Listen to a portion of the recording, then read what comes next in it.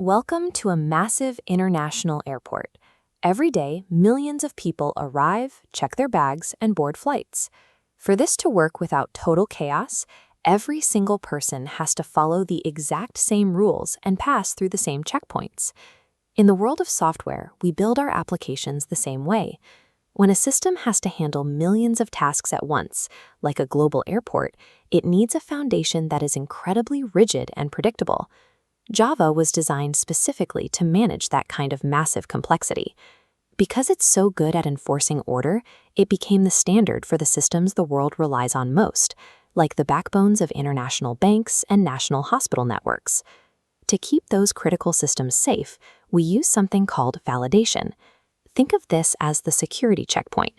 When a user sends information to our server, we can't just assume it's correct or safe. If we let a single typo or a malicious piece of data through, it could cause the entire system to crash. We handle this with a tool called Spring Boot. We add a simple tag to our code called @valid, which acts like a high-tech luggage scanner. It automatically inspects the digital information a user sends over. Think of it as their digital suitcase. If the data is clean, it's allowed through. If something is missing or broken, the scanner instantly catches it and stops it at the gate. This one tag saves developers from writing hundreds of manual if-then checks for every single piece of data.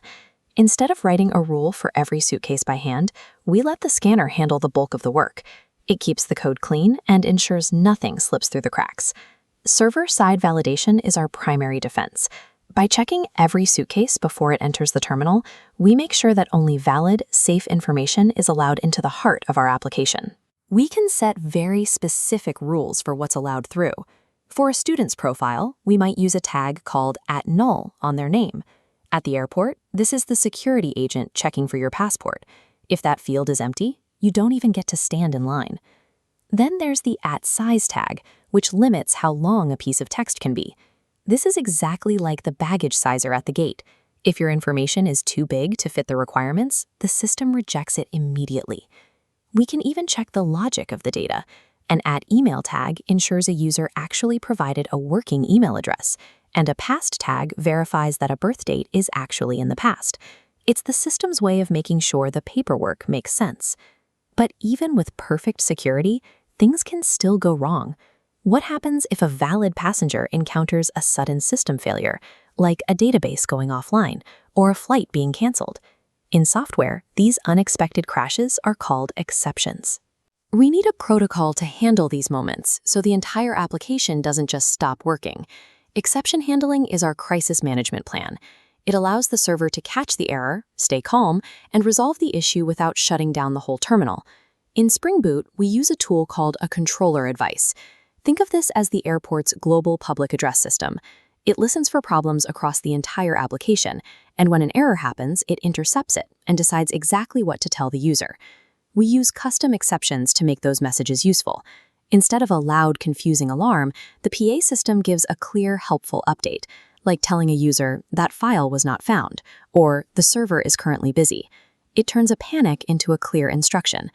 Validation keeps the bad data out, while exception handling acts as the safety net for the internal system. Together, they keep the application running smoothly, even when things don't go according to plan. To stay in sync, the server uses status codes to talk to the user's web browser. This is the universal language of the web, and it tells the browser exactly what the result of the request was. This flowchart shows the journey. A successful request results in a code like 200 OK.